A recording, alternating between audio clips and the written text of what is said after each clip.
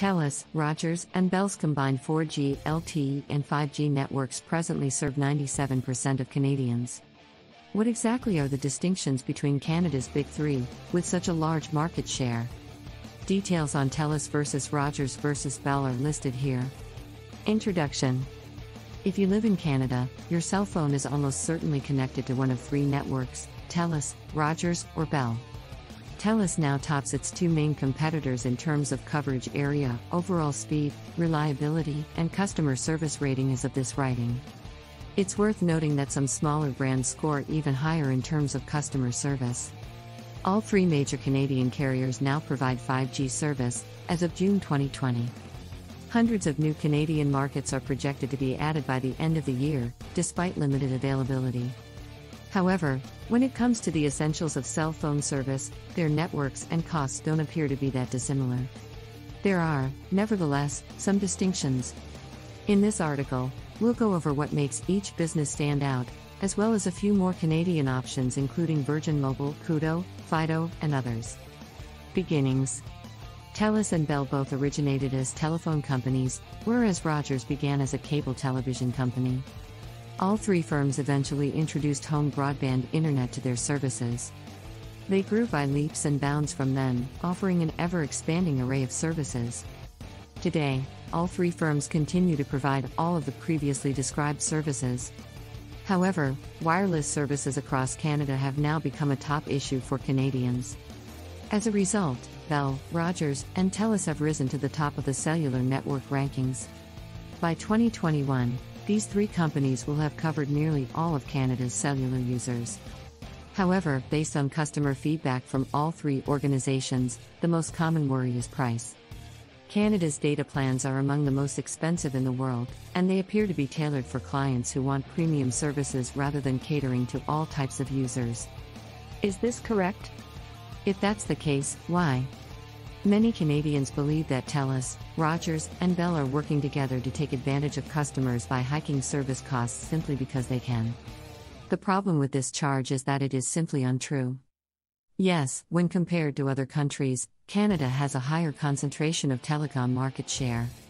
Yes, the communications environment in Canada is well protected. However, these factors may not always imply an exploitative monopoly. Plus, as we'll discuss further down in this post, every Canadian has a plethora of options. Yes, 9 out of 10 Canadians are served by Telus, Rogers, and Bell. And certainly, it's been fascinating to see these three corporations match prices over the years. When one company adjusts the pricing of a plan, the others usually follow suit soon after. The Big Three in Canada are remarkably in sync when it comes to pricing and plan features. However, there is no indication that these businesses have been undercutting or hurting their competitors, either directly or indirectly. If you're seeking for proof of some sort of coordinated cooperation, you won't find it. However, this does not change the reality that many Canadians are dissatisfied with their country's current telecom scenario. The discontent appears to stem from the reality that most Canadians do not use the large amounts of mobile data offered by premium cell phone plans. Yes, some do, and such schemes suit them perfectly. Many others, on the other hand, believe they are overpaying. It's worth mentioning that Rogers has reduced the prices of many of their plans in 2019, even simplifying each option to make consumer choices simpler and easier. They even eliminated data overage fees and provided a slew of additional benefits. Telus and Bell followed suit, as predicted. Canadians should be pleased, even if the prices are still deemed premium rates. Alternatives. Here's the deal, there are other options. If you want to test something other than Bell, Rogers, or Telus, you have a number of possibilities. In fact, these three corporations own flanker brands, as they're known in Canada, in order to provide consumers with more options that meet their specific demands. Consider the following scenario. Mobile Lucky, Bell. Virgin Mobile, VMC, Bell. Fido, Rogers. Chatter, Rogers. Koodo Co, Telus. Public Cellular, Telus. What is the meaning of a flanker brand? In plain terms, they are lesser-known brands that rely on the Big Three's networks to offer lower-cost monthly contracts. In their marketing, these corporations frequently target younger people. They provide more flexible options, such as prepaid services and other limited features. In addition to the big three, our cell phone signal boosters work with these lesser-known manufacturers. These alternative firms' cell phone plans are excellent, but they may not be suitable for everyone. Lucky Mobile, for example, provides low-cost large data plans, but download speeds are slower than what you'd get if you went with Bell directly. Typically, flanker manufacturers do not offer 5G or other premium features like bundling or data sharing. They do, however, provide an excellent combination of features and pricing. Because flanker brands use their parent company's networks, you nearly always get stable service and excellent coverage. There is a lot of proof online that these alternative providers deliver even better customer service than their parent networks. Telus versus Rogers versus Bell, the big three's plans and financing options.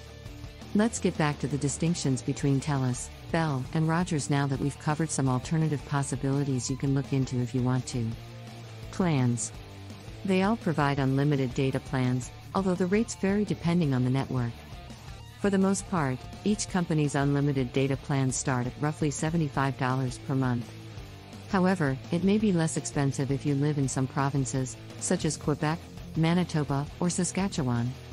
On these plans, combining numerous lines onto one bill can also save money. However, these unlimited data plans do come with some limitations. The biggest one is that when you go over your data limit, usually 10 gigabytes, 20 gigabytes, or 50 gigabytes, your speeds go down. If you go over, you won't be charged anything extra. Your alternatives are severely limited if you don't have an unlimited data package. This is why, if you're wanting to save money, we recommend checking into flanker brands, especially if you know you won't need a lot of data. And using a flanker brand with low data in conjunction with our signal boosters assures that you can use your phone no matter where you are. Financing, Telus versus Rogers versus Bell. Despite the fact that the financing choices available to the companies are currently relatively similar, there is one key factor to consider before making a decision. When it comes to financing, one difference between the companies is promotion. Depending on the operator, different phones are discounted at different times. Check out what discounts each network has to offer and determine if one meets your needs better than the others. If you plan ahead, you can save hundreds of dollars over the course of a 2-year loan.